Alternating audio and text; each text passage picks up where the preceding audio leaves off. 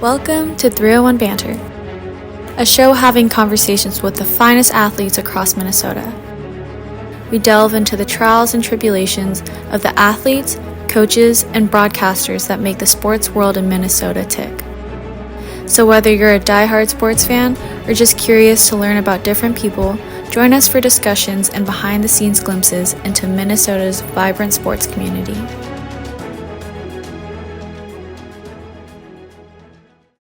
Welcome to 301 Banter.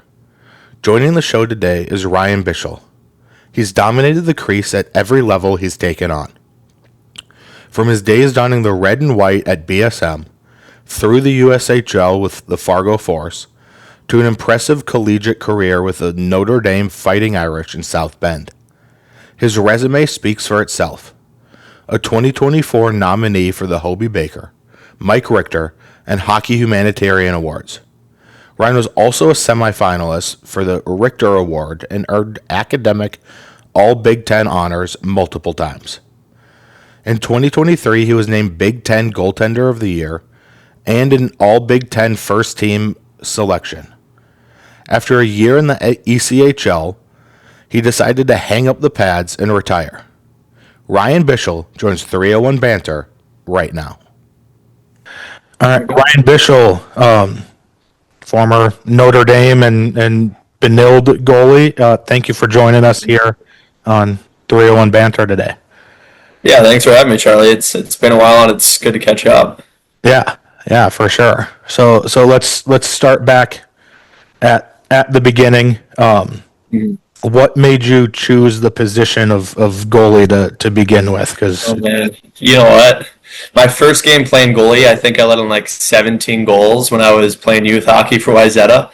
So I didn't think it was going to be a fit for me, but I think it kind of rattled me that it was something that I wasn't very good at, and I wanted to give it another shot. And I think the second go-around went a little better, but yeah, I just kind of fell into the position. I think everyone rotated trying out goalie every once in a while in youth hockey, and like I said, it didn't go too hot the first time, but I don't know, I just wanted to keep getting better at it, went back for it a second time, and things went a little bit better, and I liked the position, I liked all the gear and the pressure of the game kind of depending on whether or not you're making saves, and that was the big draw for me. Yeah, for sure. I feel like as much as goalies try to deny it, and the paint of the helmet, the custom helmet paint jobs are more of a reason why you get into the position than I think goalies. Absolutely, man. Yeah, no doubt. So you played youth hockey at Wayzata, and then you played high school hockey at Benilde.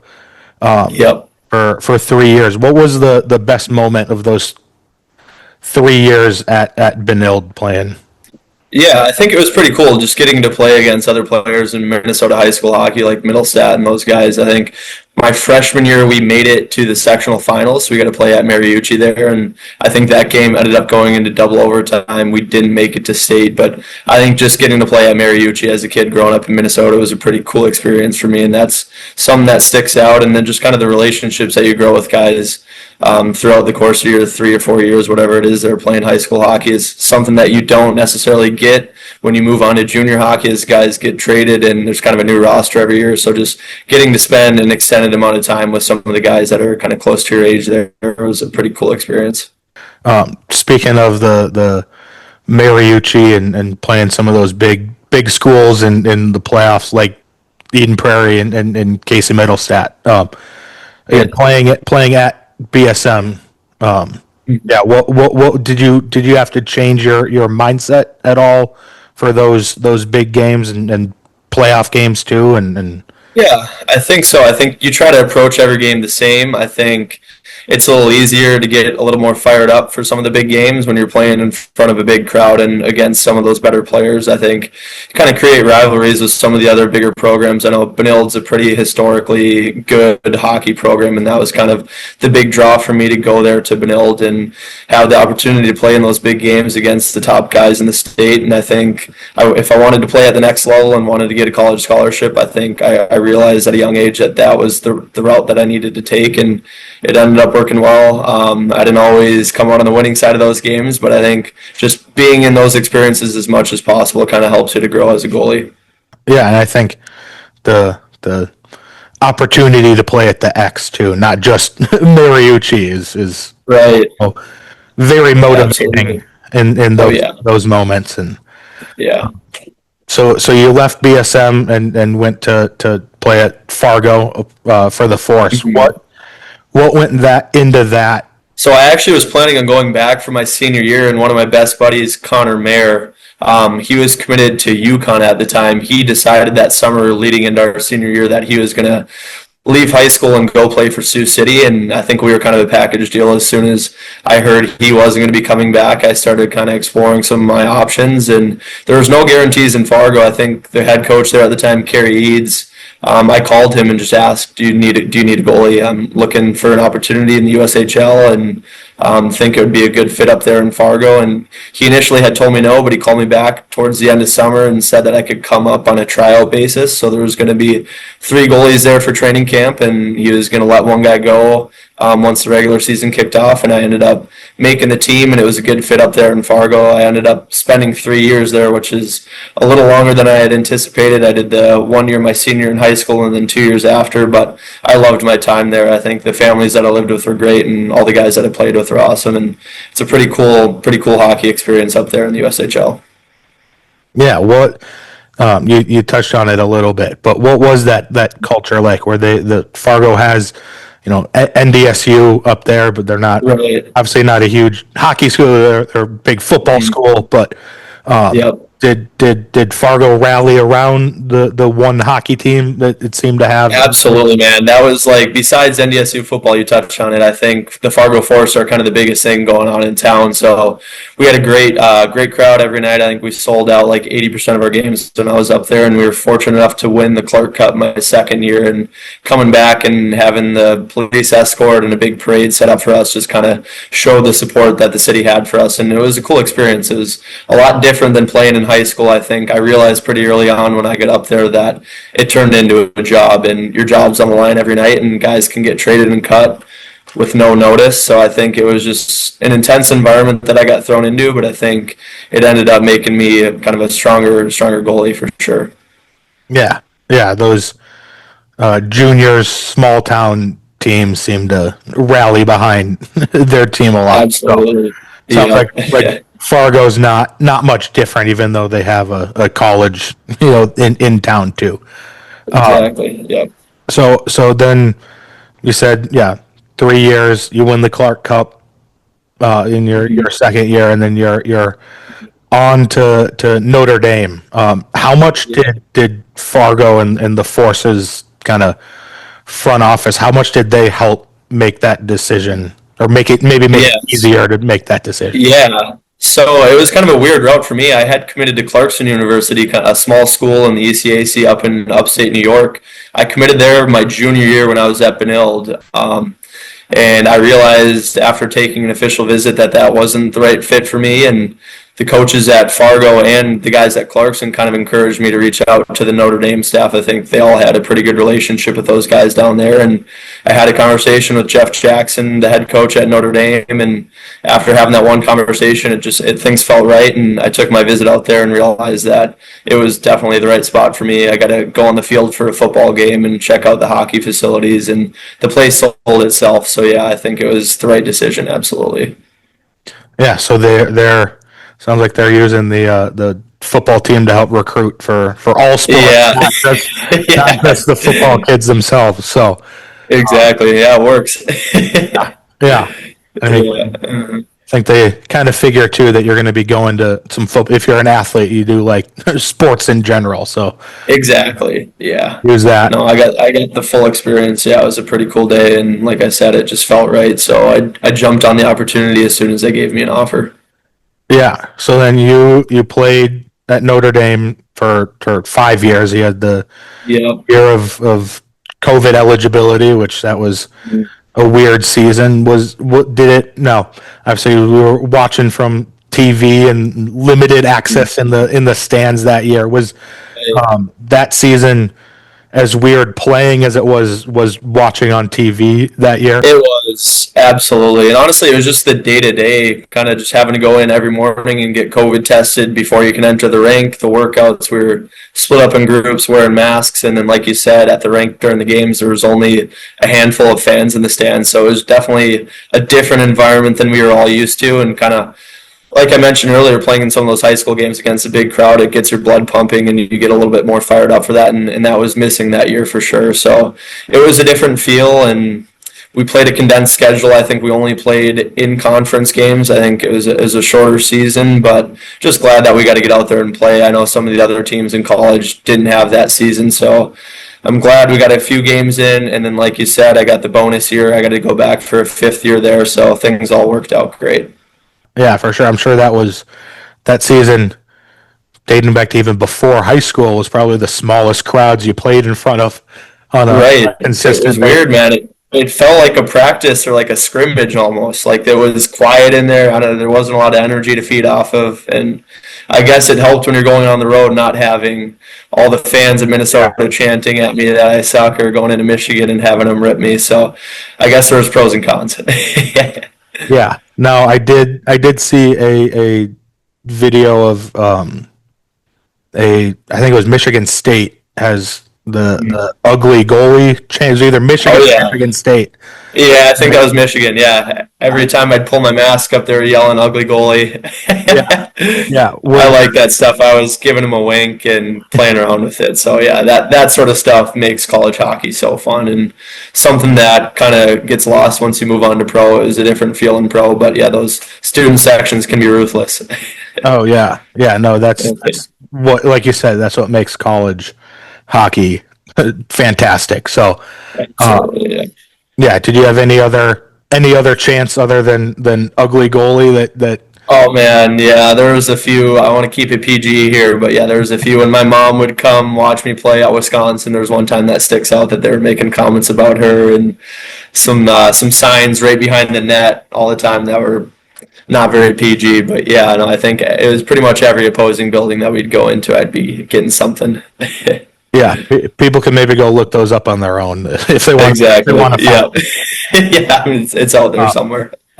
Yeah. So then, do you have a favorite, like, specific moment playing for the Fighting Irish? And yeah, you know what? For my time at Notre Dame, one thing that sticks out, I think my senior year, we do a senior night game every year where we wear green jerseys once a year, and our game my senior year, I think, went into like a 7 or 8 round shootout against Ohio State, and they had like 50 something shots on net, and we ended up coming out on top. So I think that was one thing that sticks out, just having my whole family in attendance and packed barn going into a late round shootout was a pretty cool experience.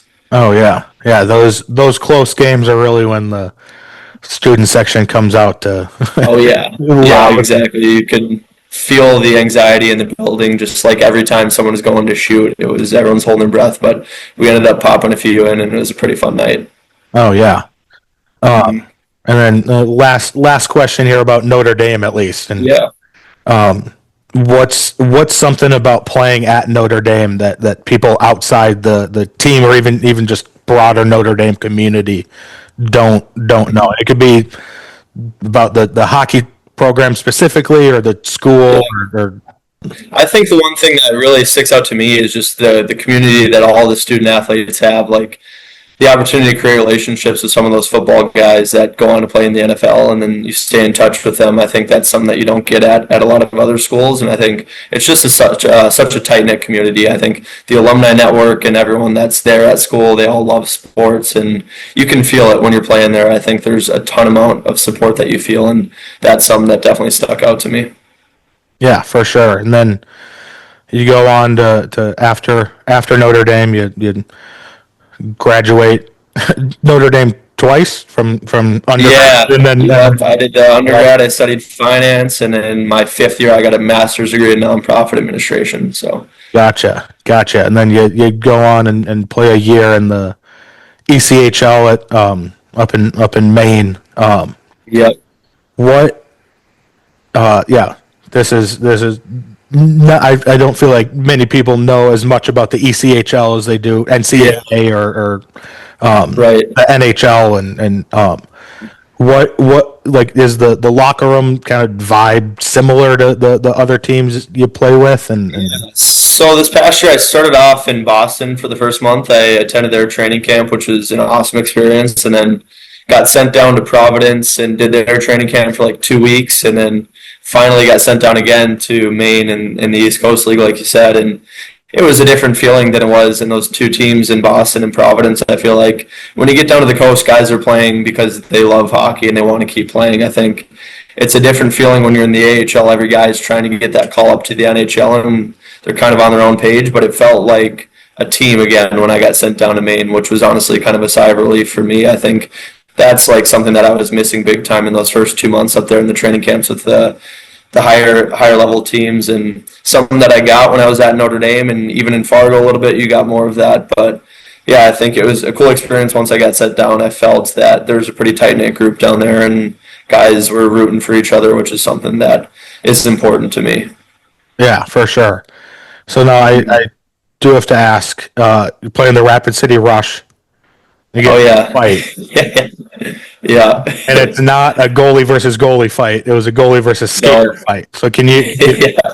talk about that experience a little bit? Oh man, that was crazy. So I think that was at the tail end of a 3 week road trip. We had played like 7 games in 10 days, and everyone was shot. It was our third game in 3 days, and the puck drop was at midnight that night. Oh, And honestly, I didn't necessarily want to play the game. We were all so tired. I was like, you know what? I might get in a fight tonight and get kicked out, so I don't have to play. And that kid that ended up fighting, he had asked me the 2 games prior to fight him. And I was like, I'm a goalie, man. Like, I'm not, you're asking the wrong guy.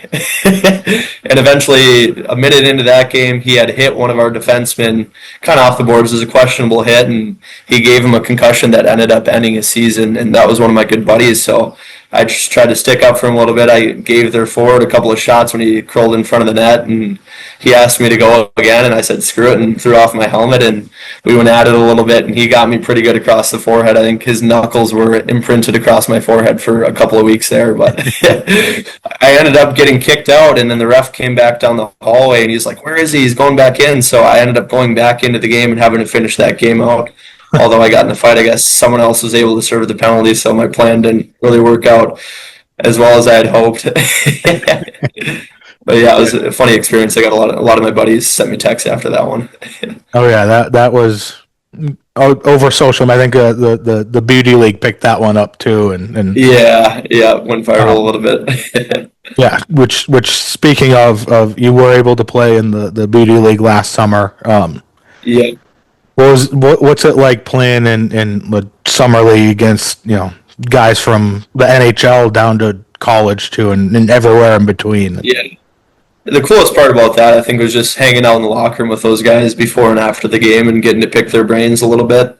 I think on the ice, honestly, the level of play is guys aren't going 100%, so I wouldn't say it's different than anything that I've seen before. But yeah, like I said, just the opportunity to chat with those guys and get to know them on a personal level was a really cool experience for me. So I do have to shout out Jake Seibel too, who's Oh yeah. done playing at St. Thomas, but he was on this show Okay. a couple months ago. So we've had the last two John Scott Cup winning goalies on Yeah. this on the show here, and Yeah. as we're recording this, at least he made a fantastic save in their game I last saw night that. at the BD. Yeah. Again, Yeah. maybe link it in the description down below, but it's absolutely Yeah, there you go. You need to go. Yeah, I saw see that. It was one. insane. Uh, Yeah, that was insane. Yeah, Yeah, the John Scott Cup might be the peak of my hockey career there. I think that might be the highlight. yeah. Uh-huh. Which again, fantastic trophy. It's a keg.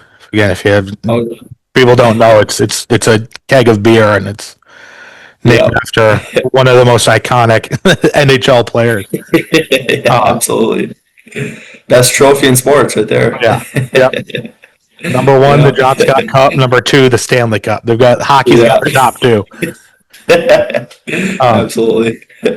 So, Funny. when you look back at your hockey career as a as a whole, who were some of the biggest influences on your career?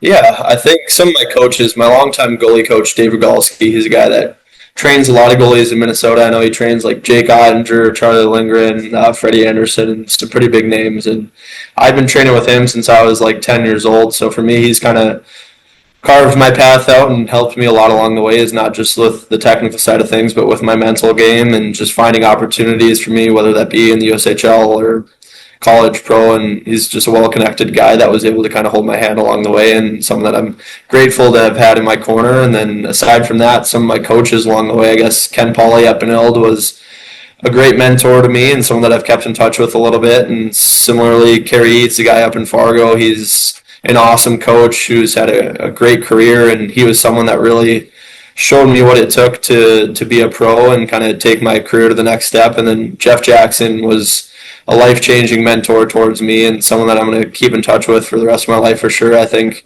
he just helped me so much along the way, not just as a goalie, but just as a person, and kind of turning me into a man once I got to Notre Dame, and someone that I'm grateful to call a friend. Yeah, for sure. I think, well, sure, you and a lot of people know that goalies are, some of the most superstitious people on the planet. Not just athletes, but people on Earth too. Did you have any superstitions, whether they were pregame or at any You know point? what? I try, early on in my career, I'd say that I was pretty superstitious, but honestly, I try to kind of stay away from that stuff. I think I have a routine that I've created over the years as far as like a pregame warm up goes, and I found what works for me. I think I had surgery on my knee a couple years ago, and then this year I tore my labrum in my hip, and in my joint capsule I had a little tear. So just doing stuff to get my body warmed up before the game is the biggest thing for me. And then I think in game I do kind of the water bottle squirt, and you're watching the droplets drop like some of the other goalies in the NHL do. I think that was one, maybe you could call it a superstition or something that I would do during the game that comes off a little goalie weird, I guess. Yeah, Yeah. yeah. So, did you have a team or a player, again, at any level, that you just absolutely hated playing against? Ooh. Yeah, I think for me in college, it was playing against Michigan. I think we've had a pretty historic rivalry against them, and every time we play them, we're trying to, make a statement and prove that we're the better program. So I guess, yeah, those are the biggest rivalry games that come to mind. Yeah, for sure. And last question here before I let you go. What advice do you have for young goalies that are looking to play after high school or? Yeah. I'd say the biggest thing, so I run a youth hockey camp actually. I just had it this past week down at Notre Dame, and the biggest thing that I stress to the parents down there is let your kid be a kid, like play other sports, play tennis, play basketball, football, just be active and play other sports and just build your overall athleticism and kind of your base as an athlete. And I think the other thing that I would suggest is take your schoolwork seriously, because like obviously I've seen it firsthand. I thought that I was going to have a long career playing professionally, and I'm glad that I have something to fall back on. So just take your schoolwork seriously and be a kid, have fun, and play other sports. And I think the better athlete you are, the better goalie you're going to be. So don't get too focused on all the technical goalie training, and just do other things that make you a better athlete, and that's kind of going to allow you to compete at that next level. Yeah, for sure. And I think if you are trying to play college hockey too, you got to make sure you're staying eligible to actually play in the game. Right. It's academically eligible. So yeah, right. Yeah. Well, again, thank you for joining us today on 301 Banter. Yeah, thanks for having me, Charlie. I appreciate it. Big thanks to Ryan for joining the show today. We wish him the best of luck in his career post-hockey. Thanks to everyone who tuned in to this episode. If you liked it, leave a like and comment down below. Subscribe to the channel too. We'll see you next time. Peace.